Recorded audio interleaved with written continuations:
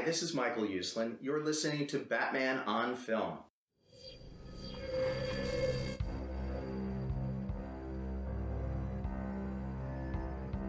I'm vengeance. I have given a name to my pain.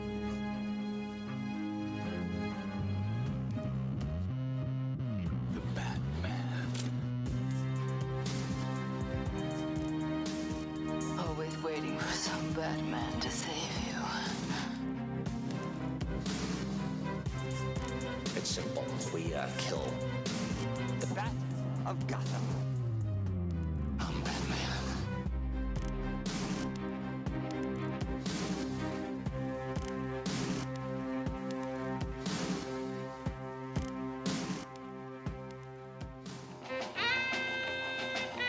Good morning.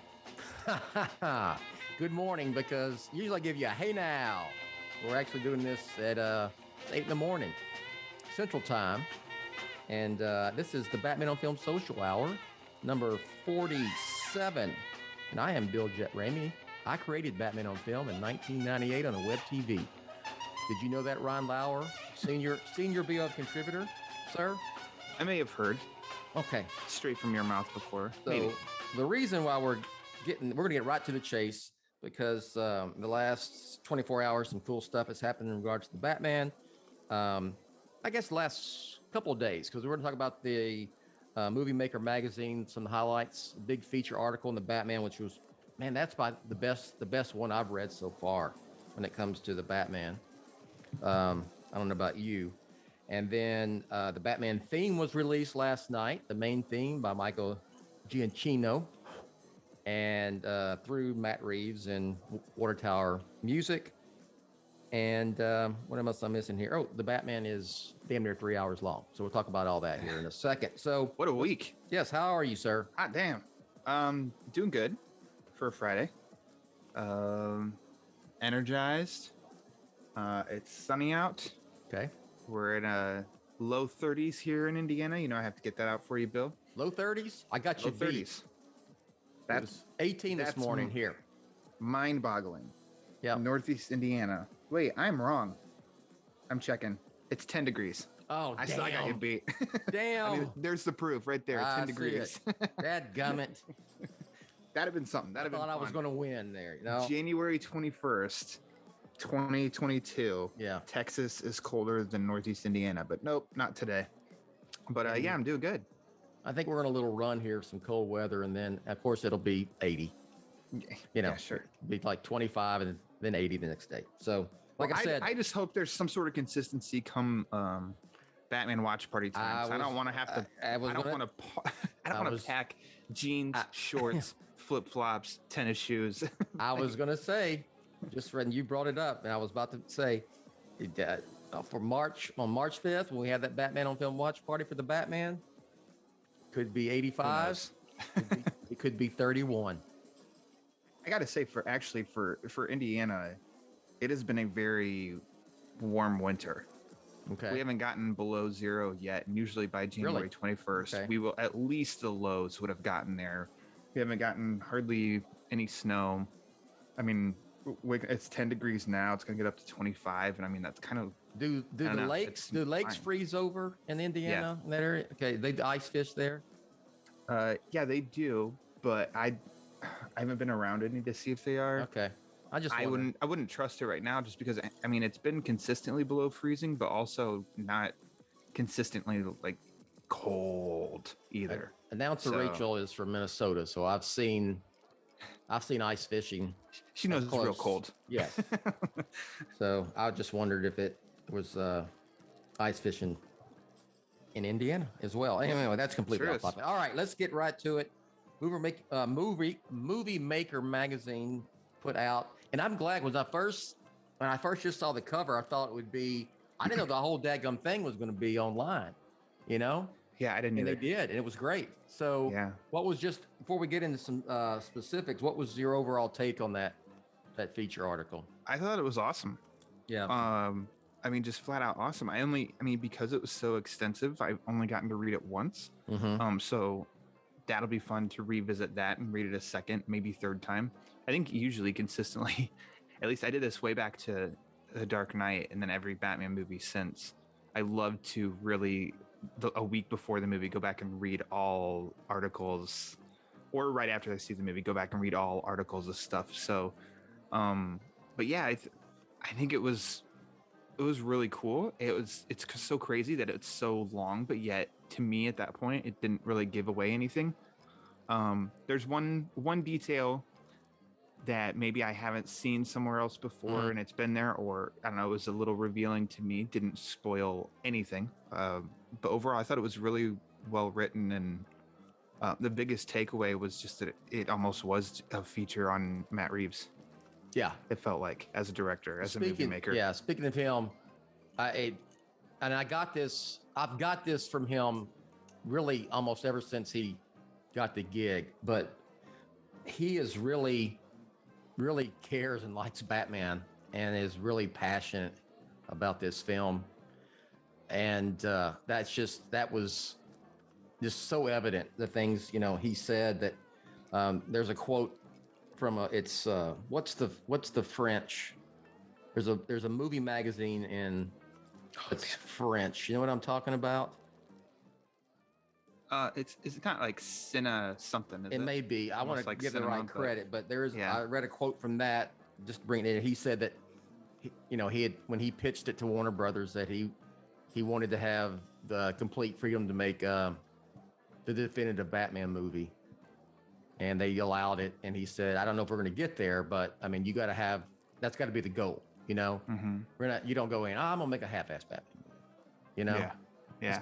You're going to try to make the ultimate, the pinnacle of Batman movies. And with what Christopher Nolan did with the Dark Knight trilogy, the bar's high as hell, Yeah. So, one thing that struck me, so what you have to say about it, is that I had posted this online. It's like there's a little bit of serendipity here between Pattinson and Reeves, because Pattinson had heard, that they're going to reboot Batman, and I think he knew Matt Reeves was going to direct, and he wanted the role. He was, actively wanted the role, and he had no idea that Reeves was even aware of him, he had seen Good Time or anything. And then Reeves says basically, he'd seen Pattinson, and then but when he started writing, he got to the point where he was writing the film, writing Batman with Pattinson in mind as Bruce Wayne and Batman. So piece this up with the Empire article, which was also, while he's doing that, he's listening to Nirvana and making the approach of Kurt Cobain, and then Robert Pattinson popped in his head. So Bill, it's all connected. It's all connected. it's all connected. Yeah. He's, and Pattinson says, I never auditioned for any comic book movies before. At the time, even my agents thought it was pretty out of character to just suddenly get fixated on Batman. And I really didn't even know the status of the project. And the whole time Reeves, was writing, and he's thinking of Pattinson as Batman. So, I mean, what I think Reeves says, it was almost like it was fated in a way for him and Rob Pattinson to get together and work together, partner up, and make that film. Well, I just got to tell Robert Pattinson, like, yeah, that's what Batman does. You don't know what it is, and he just grabs you, and then you are addicted. But yeah, I think that's awesome. No explanation for it. You just have, the one character draws two different talents, who then are like, this feels perfect. This feels right. Yeah, it's fun to hear that kind of stuff. And I don't know. All of it ends up becoming just reassuring. Yes. In the end, the quote you just read. Yeah. Mm-hmm. And then, think about it from all these different angles, and how you even started this conversation with Reeves is such a diehard fan, and then he was writing, thinking of Robert Pattinson. Pattinson had never been, never had an inkling to audition for a comic book movie, yet for some reason was like, hey, what's up going on with Batman? It's like, hot damn. Like, Yeah, and his agents are going, God. why are you fixated on Batman, dude? You know? Yeah. And he's going, what's up with Batman? What are you hearing He's about like, Batman? What are they going to do? I'm going to show you why. And they're all now like, whatever you want, Mr. Pattinson. Speaking of Pattinson, he talks about how this take on Batman is different than what we've seen in other stories, movies or comics. We've seen it a little bit in the comics, of course. But he said that there's an element in the other iterations of the story where Bruce goes off, does his training, masters himself, comes back to Gotham as a fully realized character. And the delineation between Bruce and Batman, the public Bruce, the private Bruce, the Batman Bruce, are very contained, and he can control them more easily. And in this, the Batman, the lines have been totally blurred. His self as Bruce is sort of disintegrating. So that's something we've talked about before. I think it's been mentioned is that there's no, he's full on Batman 24/7, and that Bruce is, where's Bruce Wayne? Where is that part of him? You know what I mean? So thoughts on that. And that is different than what we've seen. I mean, in the Dark Knight trilogy, there was clearly, once Bruce comes back home from, 7-8 years and training and all that, and comes back to Gotham, there's Bruce Wayne, Private Bruce Wayne with Alfred and Rachel Dawes. There's the Batman eventually, and then he learns from Alfred there has to be the public Bruce Wayne. Well, there's the Nolan movies we know where we have to explain. We have to give the reason why for everything. So we saw this process, I think. And so I think that this approach is a nice way of giving us sort of a new direction. It's almost like there's a Batman highway, and there's the Nolan turn here, and Reeves has the next turn of like, if you want to explore this way, turn down Reeves Avenue or something. So it is cool how it's different. And again, to say that is not doing anything about criticizing what we've seen before. To me, it's just like, this is a different approach, a different story of he's come back full on Batman. He doesn't know how to juggle. It's just like, it seems almost like intensity 24/7. So I don't know, like emotionally, that's a cool idea, because it's like nobody can keep up with that. It's going even 100 miles an hour. I mean, they thought about it. Yeah, they thought about it so much. Even with his appearance as Bruce Wayne, he's not slick. You know what is that? You know what I mean? My lady, when she saw it too, she the fandom one. I don't know exactly what she said, but it was along those lines of, Bruce Wayne is supposed to be like how Christian Bale was when we saw Bruce Wayne, and Robert Pattinson there. He does not look like that. I didn't think about it where we are now, because there's been more stuff, revealed as far as where the story's at. But I thought that was a good point. I'm like, I see that. He does not look like the pretty boy Bruce Wayne. Yeah. Eccentric billionaire. And now it makes sense. That Bruce doesn't exist yet, Yeah. Which is cool, because as I kind of said all along, is this isn't origin. He's Batman from the beginning of the movie, but it's giving him somewhere to go. Yes, absolutely. So next, maybe the end of this movie, or starting the second one, we're gonna start to see a more pretty boy, billionaire Bruce persona, which cool. Yeah. I think they ultimately get there. It's part of the core Batman mythos. Exactly. But it's nice to see when there's everything's gray, and we don't know. He's just doesn't know what to do, except Batman. He's you see I don't care what happens to me. He goes to a funeral. It looks like from the trailers, and he's got just a dark suit on that doesn't anything super fancy, like looking. a black eye or bruise along the side of his eyes. His hair is the way it is, and people are going to what's his hair? I don't know. But he doesn't care. That public Bruce Wayne doesn't exist yet, So what you said, it sounds, and that's like a humanistic, relatable quality too, is how you just said he doesn't know what to do. Yeah.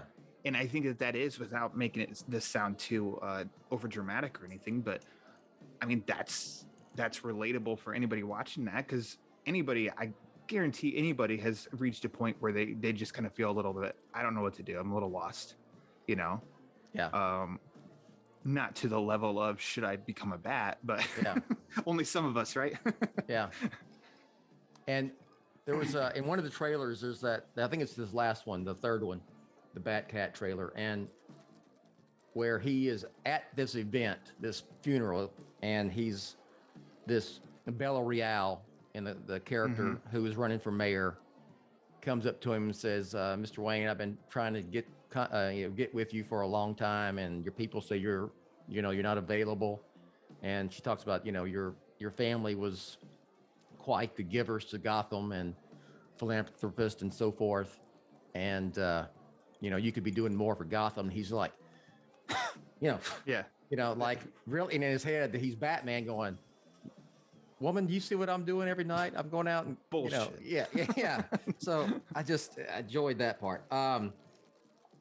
So one of the things that stood out for me in this article was the fact that, and we knew about this because Reeves had talked about it, Pattinson had talked about it. They both talk about it again in more detail of how the Batman is, first and foremost, it's a detective story. And Reeves says this idea of a place that is corrupt and you try to swim against the tide in order to fight against it and make a difference is Batman. And at the center of those noir stories is almost always the detective, right? And that's why he's the world's greatest detective. And so the story is, in addition to being almost a horror movie, a thriller, and an action movie, at its core, it's also very much a detective story. It's the bearing narrative. Thoughts on that? Hell yeah. I mean, and I think that's another point that brought up in this article too, is I'm pretty sure it was in this one where they commented on the detective angle, and it's been in the previous movies, sure, but they're bringing this to the forefront. Yes. Like, hands down, this is a freaking detective movie. Yes. And we are going to get, without a doubt, the most detective Batman on screen. Yes. Which, cool. I'm down with that. And I'm not going to say that we didn't see it in any other movies, because of course we saw it in other movies. It's just really cool also that was the approach that we're going to see. We're going to see why he's the world's greatest detective. Mm-hmm. Yeah. It's what's interesting to me, and I don't know if we'll ever find out, but we'll see the process of how he became this detective. He's only in his second year. I don't think we'll go back I don't think there's going to be flashbacks or things like that. But I mean, he's this great detective, and I'm anxious to see him and Gordon working together in that aspect. We've really never seen that. Yeah. We saw a tight Gordon-Batman relationship in the Dark Knight trilogy, but they were more like partners to root out organized crime, Yeah, the image that we saw where it looks like they're in a morgue, that was in the Empire article. Yeah. And in this last trailer, I think it feels like maybe it's a continuation of that scene and stuff, and them, it's just those two as they are investigating something, and that gets me giddy, because I just really like the bros relationship between Gordon and Batman. Yeah. And I really like seeing that. So that gets me really, really hyped. And I love Jeffrey Wright. Yeah. So to see him as Gordon is really exciting. Pattinson says in the first meeting with Reeves, Reeves was saying, we want to lean into the world's greatest detective aspect and this to be a detective noir movie. And, normally when directors say that, they just do like a mood board, and it's just about the imagery. But I read the script, and it's a detective movie. It happens all the time in the graphic novels, but it's always kind of been on the back burner in the movies. And I agree with that. We've seen it a little bit. 89, Batman figures out the Joker toxin and how the combinations work. We see him and begins doing, he's out in the streets doing like detective work, taking notes, putting things together. Dark Knight, The whole, putting them bullet back together and getting a fingerprint, stuff like that. But this is like full on. Yeah, I'm all for it. And isn't that what a lot of fans have been wanting more of in a Batman film? I think that's a genre that all audiences keep coming back to because there is something a little bit addicting when it comes to a mystery. And it's almost like you can feel as a viewer, challenge accepted. I'm going to put these pieces together. I'm going to solve it before it all is revealed at the end. And so to have that approach for this, I mean, you can take that angle for maybe people who don't watch comic book movies and just be like, no, but this is a detective movie. This is a mystery. Just watch it. It's very grounded and realistic. And I think it's almost more, I'm not going to shit on any comic book movie, but it almost could feel more enticing for everyone in that route. Because you don't need to, it's not like you have to do the background work of, well, to understand that, you have to understand that these superheroes and these powers or it's just like, no, dude, this is a detective, a mystery story in a city. Yeah. That's all you need to know. Reeves talks about that, and they talk about the influences, and a lot of them I'd heard long ago, like Clute and of course Chinatown. But he mentions All the President's Men, which I had never heard before, and that Batman and Gordon are almost who were the two reporters, Woodward and Bernstein, who cracked the Watergate scandal under the Nixon administration. That them doing this detective work as reporters. See, I forgot a lot of those details, and as he's saying, as we're reading that, and he's talking about even the names of Coulson and I forget the other one. Relative to that, and it was, I don't know, it's kind of like, okay, yeah. Kind of like as the title of the article even says, look no further than 70s movies. Yeah, two of the characters are named after the first two Watergate conspirators who got convicted. So it's kind of, dude's doing it. I mean, he's detailed, man. It's weird to say like cool, but there's some kind of factor of like an aha kind of moment of putting the pieces together. You're a detective. Woo! I don't want to give everything away because I think I highly recommend reading it, and I hope I can get my hands on a actual copy because I do, like I have the Empire I ordered. Yeah, I'd like a copy of this, but like I said, you can read it online. There's a link to it from Batman on Film. Anything else from that article that you recall that you want to bring up? Yeah. One,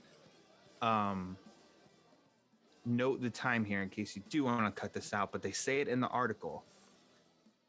Iceberg Lounge. Yes. Yeah. So I think we've talked about it on the social hour before. If we do it, and I think I said I don't think we're going to see an Iceberg Lounge. They mentioned it in the article.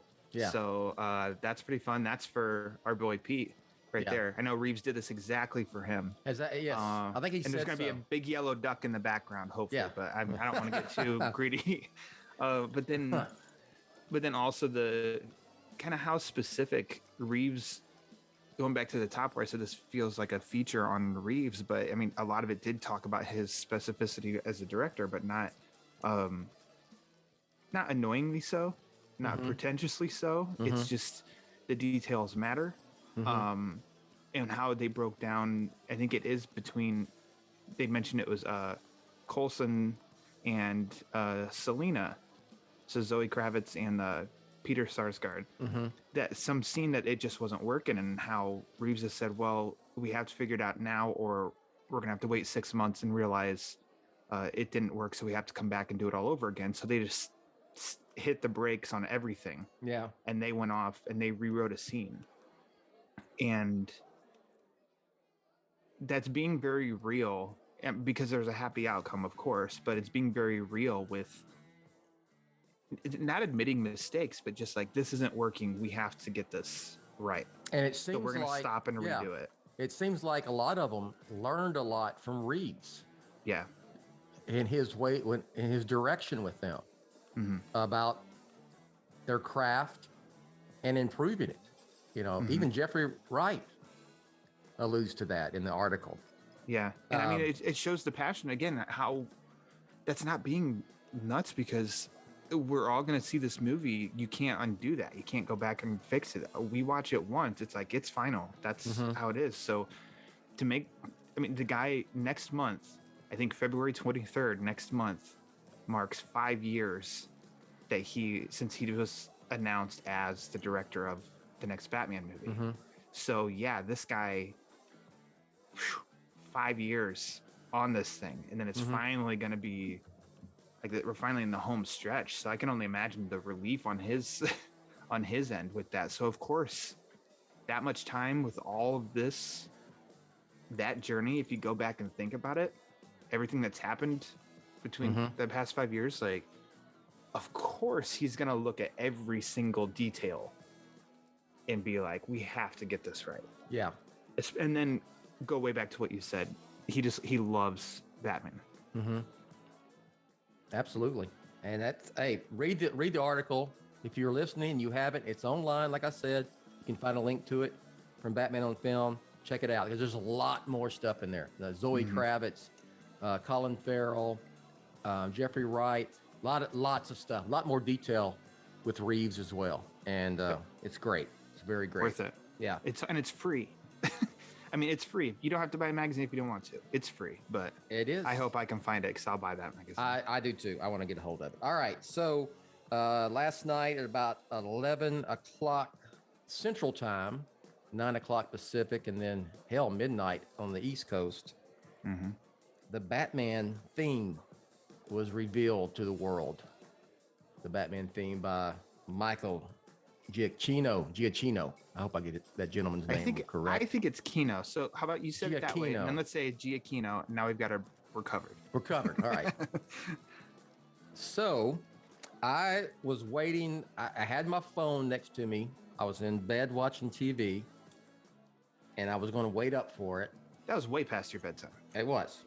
And the next thing I know, I'm out, and I wake up. It's like 1:30. I went, oh man, I didn't know. I didn't know if it was going to like hit and then be gone. You know what I mean? That's what I was kind of worried about. So I got up, and I saw the text thread for you, all the BOF guys, and y'all had linked to it, and I clicked on the link, and I put up to my ear and turned the volume down and listened to it laying there about 1:30 at night. We were very much like, Bill, what? You're awake? Yeah. Why are you awake? Are you okay? Problems at home? And it was, I will say that it was what I was expecting, because we've heard boom, boom, boom, boom, before. Yeah. But it was a lot more. It wasn't as aggressive that I thought it may be. It was very. Golly, what's some of the words I'm speaking? I don't know. Go ahead.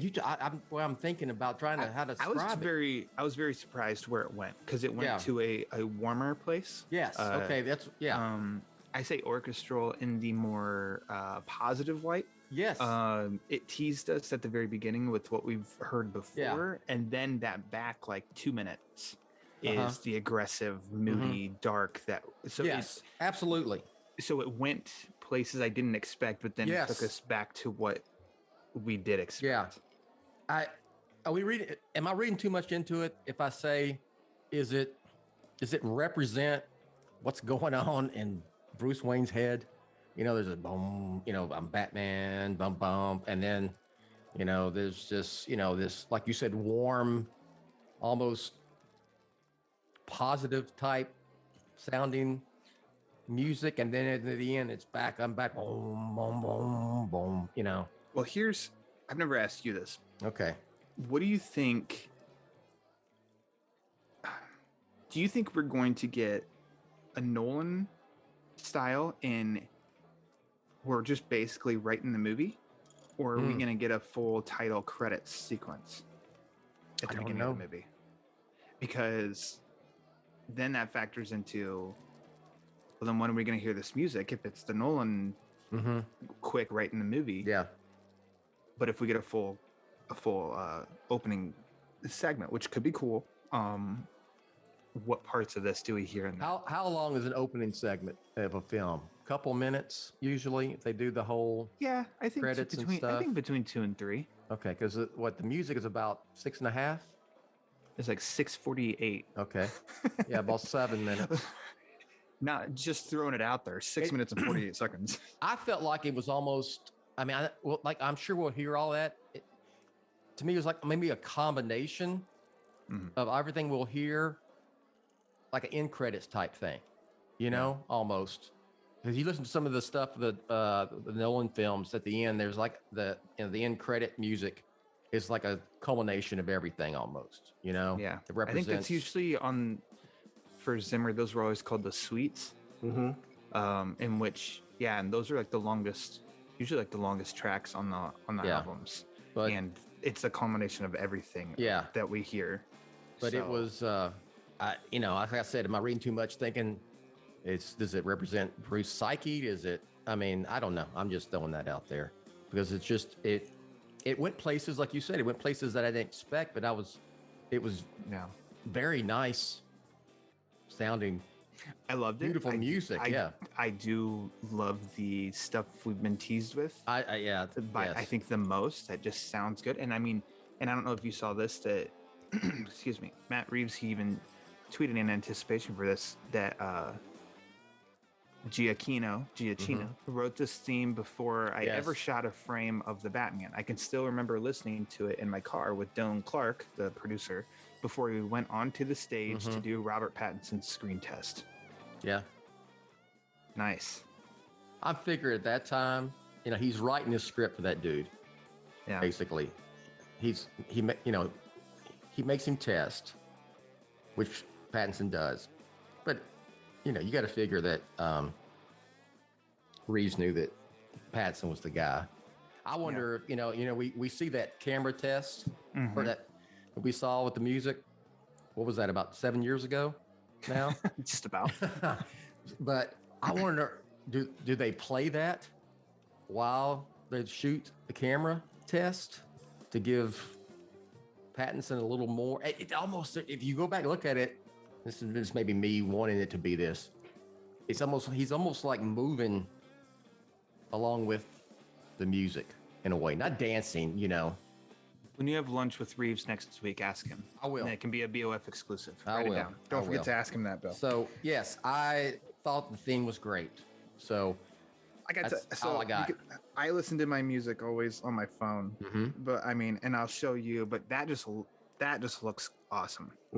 Having the Batman album cover, on the phone playing, and then it's like the blurry version of it in the red and black. It's not news to anybody. It's always been such a sharp blend, partnering up of colors. I've always loved it, and part of that probably was because that's what attracted me to the Bulls when I started to pay attention to sports. That red and black color. So using it. Sorry, Pete, your yellow oval isn't present here, but you're getting it later this year. But the red and black color scheme. Yeah. Nice. Yeah. Awesome. Well, y'all can check it out. There's a link to it on Batman on Film. You can go to Batman on Film. I got a whole page with, I just embedded the YouTube video of it, and you can check it out there. Put it on loop. Yep. Or spend $1.29 and have it play while you go to sleep. I almost got up and got my earbuds and put them in and was going to loop it and just listen to it. So when I went back to bed after I heard it the first time, but I said, what kind of dreams would you have, you think? I don't know. I don't know, sir. So have you listened to it yet with like earbuds in? Yes. At a maximum level? Okay, good. Yeah. It's great. I mean, just everything. I liked it. Liked it a lot. All right, we'll finish up real quick here. I don't know, a week or two ago, 10 days ago, it came up on Internet Movie Database that the runtime for the Batman was 2 hours and 55 minutes. And I was skeptical because readers can edit it, that website. And, there's sometimes, and then there's Rotten Tomatoes, I think, had it at 2 hours and 14 minutes. So I didn't post anything on Batman on Film. Said I'm not calling BS on this, but and I thought somebody posted IMAX had submitted, and it was roughly around the longer end. 256. Like Yeah. yeah. So so I didn't put anything on Batman on film because I couldn't confirm. Well, 2 days ago, let's see. Yeah, Wednesday, I got full on confirmation that it was 2 hours and 55 minutes. And I just put it on Twitter. I went 2:55, and it is. I mean, the trades reached, well, I say the trades reached out. I'm sure Warner Brothers released it all to the trades because all of them had it. The Batman is 2 hours, 55 minutes. Any quick thoughts about that? Cool. Okay. I don't think. I mean, there's the usual clickbait articles. I think it is a little bit of a slow news week. So it's the Batman. It's the next blockbuster coming. Mm-hmm. Sorry, all movies in February. No disrespect, but it's the next big blockbuster. Mm-hmm. So the runtime of it, but I mean, it's like in the end, okay. It's a near 3 hour movie. I know this. If I'm watching a movie, and I'm completely into it, and I'm oblivious to time, Mm-hmm. So I thought it would be 2.5, 2:45. The Dark Knight Rises was 2:45. I think Dark Knight was like almost 2:40. So we're not talking about a tremendously long extra amount of film between what we've seen before the last. My only problem is I'm a sucker for getting popcorn in a theater, and I have to have something to drink always because I get dehydrated really fast. That's going to be a problem for my bladder. Okay. Because I mean, I don't know how many times I'm going to see it on that opening weekend. But that first experience, I don't want to leave. Yeah. And I never want to leave. Yeah. And I want to sit there and watch the whole damn thing. But there's probably going to be some point where I'm going to have to run. But then again, I think for Endgame, I didn't have to leave. Yeah. So I'm going to start my training now. Just going to start holding it. One of the things it kind of jumped off the page, if you will, to me with 2:55 is that Warner Brothers is letting him make the movie he wants to make. They're not saying get it to 2.5 minutes. Mm-hmm. And sometimes that's fine. I mean, I get it, with studios. There's nothing wrong with studios saying, hey, can we tighten it up and get it down to whatever? But this one is like, okay, man, 2:55. Well, there's a couple different points to make with that, I think. And I mean, let's go back to next month marks 5 years since Reeves was confirmed. It's been 5 years since Reeves walked away. Mm-hmm. Because he walked away and then he got Warner Brothers brought him back, and it's fun for people who like to complain to say that Warner Brothers doesn't know what they're doing, DC doesn't know what they're doing, or something like that. And there's a lot of people chanting of like, no, you give the director freedom and all that, and it's like Warner Brothers knows what they're doing apparently, because Matt Reeves has the freedom to do what he wants with this. Yeah. He negotiated that, and this is what he's got. Okay, the concern of, well, there's less playings of a movie, the longer it is in a theater and all that, and it's 2 hours and 55 minutes. So that's saying something. And concerns aside, I mean, if a movie is good, people will come. Yes. Joker, there's your rated R movie over $1 billion. People came because people were intrigued. This is Warner Brothers' #1 IP, right? Yeah. And they're so confident that the director is able to do what he wants, and the movie is 2 hours and 55 minutes. Yeah. What's that say? Like, they kind of knew what they were doing, and trusting this guy. And all things are lining up that, like, this is a grand slam, period. Yeah. So I'm with you. That's all I got. So yeah, that was good. That's my end talk. Yeah, good talk there.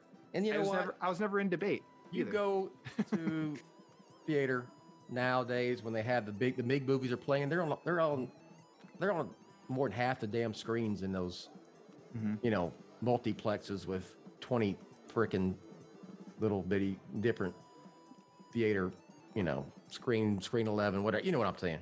So I don't think it having one or two less showings a day per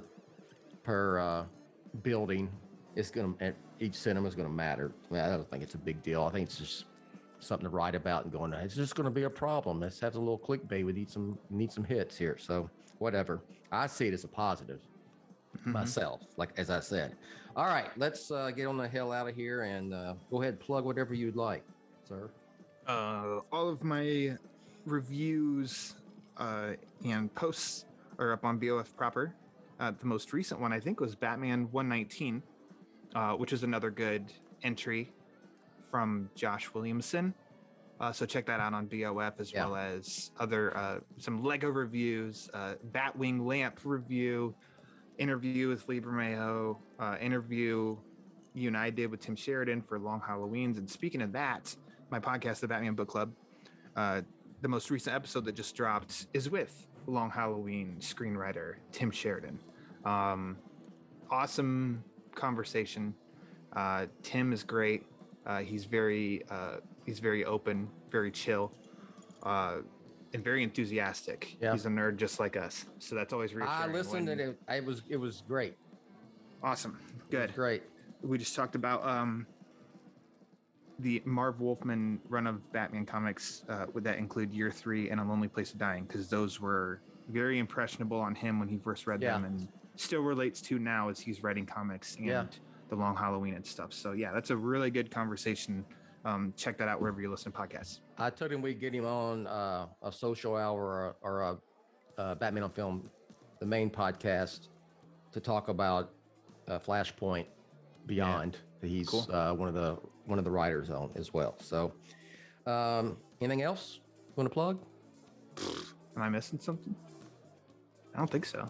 Twitter, Batman. Facebook, Instagram. Twitter. I mean, I'd rather plug Batman Book Club because that is strictly Batman only. Good. I don't do as much with Lauer_Ryan, Lauer spelled like lower, but that at least gives me an avenue of commenting on like horror movie or other superhero stuff. Okay. Gotcha. So there you go. You can find all my stuff at Batman on Film, the website. I just will say, all of the shows are part of the Batman Podcast Network. If you go to Batman on Film, find podcast, it'll fall underneath that category or banner. Check out those shows. If you like what we do here, go to patreon.com/Batman on Film. And you want to support the site by wearing Batman on Film gear or putting a sticker on your laptop, tpublic.com, Batman on Film as well. So for Ryan Lauer, spelled like lower, I am Bill. Thanks for listening. The Batman is coming really soon, Ryan. Hell yeah. Really soon.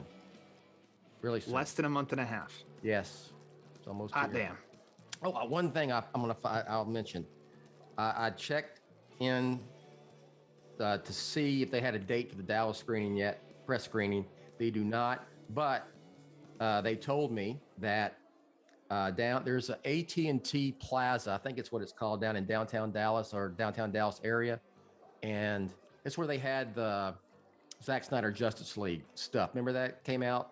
Yeah, back a while back. They had the costume. I think some of them were still there here recently, but anyway, they're going to have the Batmobile and a bunch of the costumes and stuff and props from the Batman there starting that weekend. I'm sure. I would bet they're going to be. I have the dates in the email, and I will post them when I get more details. But I am going to go down there as soon as it opens, and I'm going to do some video and put it up on Batman on Film. So that'll be cool. God. Yeah. I hope it's still down there. I would imagine March 3rd, 4th, 5th. I imagine it will be there. So anyway. Oh man. Yeah, that's gonna be cool.